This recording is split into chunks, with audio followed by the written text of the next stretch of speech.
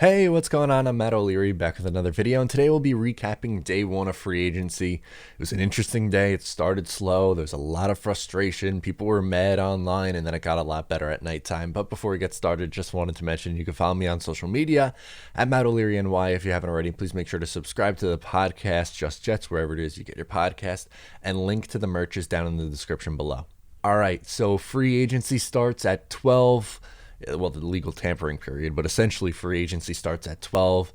And the Jets started slow. Not a whole lot going on, but the first signing was Jarrad Davis, 27 years old, from the Detroit Lions. Inside linebacker, 1 year, $7 million. This seemed to be a surprise, similar to the George Fant signing from last year. Now, he's a former first-round pick, and he has had a very up and down career. He lost his starting job last year, but was actually better in a rotational role than when he was a starter. Like, for instance, his coverage grade by PFF, 72.1, which is a lot higher than what it was in years gone by. So he struggled kind of earlier in his career, but is beginning to develop as a linebacker who can cover, which is something the Jets desperately need. Davis is also a pretty good blitzer. He had a season a couple of years ago where he had 6 sacks. I expect him to be starting at will linebacker next to CJ Mosley. They'll be playing a 4-3 defense, so they're going to need some more linebackers in here who are more inside linebackers, obviously. So, no, I don't think they trade CJ Mosley either.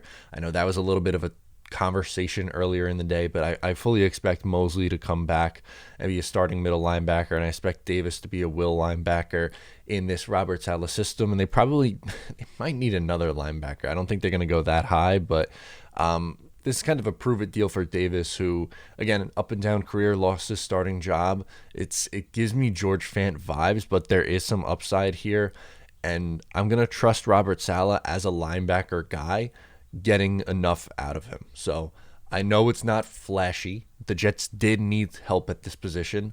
But then Jets Twitter just erupted because they started missing out on a ton of players. So Jonnu Smith goes to New England for 4 years, $56 million. Joe Thuney goes to the Chiefs for 5 years, $80 million. Corey Linsley goes to the Chargers, and everyone is just like, well, Joe Douglas is asleep at the wheel. And look, I get it. I would have liked Joe Thuney. I would have liked Corey Linsley. But there are other options at the offensive line in free agency. Maybe they want to build that through the draft. And I was like, can we please pump the brakes? It's only 4 hours in. But no, people wanted to fire Joe Douglas. It was crazy out there. It was mayhem. I was like fighting a war against these people. But at nighttime, things did get a lot better. We did a live stream on Jets Talk 24/7 yesterday. We're going to do one again today. So if you haven't subbed up to him, please make sure to do that. But right before we went live, the Jets signed Corey Davis, wide receiver from the Tennessee Titans. He's just 26 years old, 3 years, $37.5 million, $27 million guaranteed. So about $12.5 million a year, which is a touch more than I thought he would have gotten. But when you saw Nelson Aguilar get $13 million a year, I would much rather Corey Davis for $12.5 million.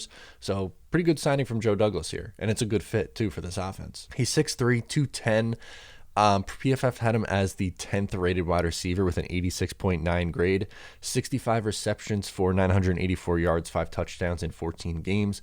He is definitely he kind of reminds me of Denzel Mims. So if you're going to use both on the outside, that could be intriguing. They have similar skill sets. And right now, Crowder is the slot. Maybe you sign Curtis Samuel and you can move on from Jamison Crowder and have them in the slot, or sign Juju and put him in the slot. Like, there are a bunch of interesting things you could do at the wide receiver position still at this point. He's a former 5th overall pick in 2017, and something that really jumps out to me, he's a good blocker. So I know Joe Douglas values that. That's why he drafted Denzel Mims. And he's going to love that. I think Jets fans are going to love that about Corey Davis. He's strong. He's physical. He has a ton of receptions after play action. This is exactly what the New York Jets are looking for at wide receiver. So it makes a ton of sense that they signed a guy like Corey Davis. And I fully expect him to be putting up 900-plus receiving yard seasons for the Jets, maybe even pushing 1,000, especially if he plays 16 games, which I think he absolutely can and should. I have no reason to believe that he can't be at least putting up 900-plus receiving yards this season for the Jets. And the last signing from day one, my favorite of the bunch, Carl Lawson, 26 years old, from the Cincinnati Bengals. They signed him to a 3-year deal, $45 million, $30 million guaranteed, so a $15 million AAV. The Jets have finally solved edge rusher. They haven't had a legitimate edge rusher since John Abraham. He left in 2005. I was 10 years old. I am now going to be 26 very soon. I have a full-time job. I've graduated college. I've graduated elementary school, middle school, high school, and college since the last time the Jets have had a legitimate edge rusher. He had 6 sacks, which I know that doesn't jump off the page, but let's take a deeper look at some of these numbers. It's impressive. 34 hurries, 24 quarterback hits, 64 pressures. He was second in the NFL in quarterback hits for edge rushers and 4th in pressures. He gets after the quarterback. He could pin his ears back, which is exactly what the New York Jets need in a Robert Saleh defense. This is perfect. 84.9 Pro Football Focus pass rush grade. He has great speed off the edge, which will set up perfectly with Quinnen Williams, John Franklin Myers, inside.